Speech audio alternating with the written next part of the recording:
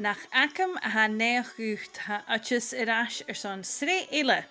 Tuaille cháiríonn le dúine a han sás an Fhoghlam Gàidhlig, cáileadúm sa Gwen NicGuaire. I measc na hime chusparin, clúine sin mun neamsanach cúl íscoil.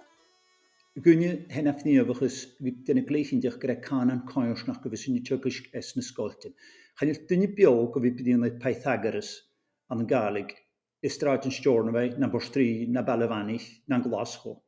Mú chimir a ha scoil an na miain na halape irtas mhór I dhéanamh an a bhí tálaigh scolaran.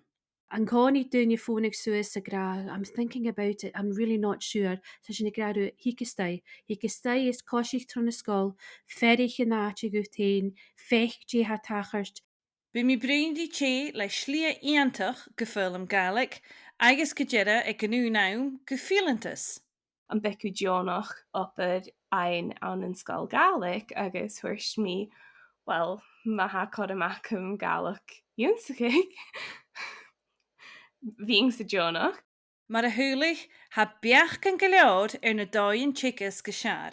Na náte deoch brún Gàidhlig. Scas sin seorsú de bheith friéidir a chaine sin cearst. Is sin an ansíarnas an anna chearstas a babhaistí bhí an nuair a bheith sinne, nuair a bheith na sínsir nach in an búla gur san Gàidhlig I bhrúna sa scó. Cáiríonn mun dríoch, mun na glúisite na súre an Fhoghlam agus go deire mun na dúine a ha an cúl.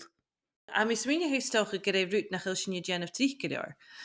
Mar luchttícasc stocha mar bodanig nach sin déanamh go leor as na rúta na cholaní sin agus na céime na móra há sin ar a gáil.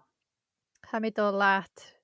Ha mi dó leat. Ha mi smunacha go sin an pí stóra a bhí is smúnecha ar chumas a hair I dhéanamh agus gur bhfuilúir irtas I dhéanamh.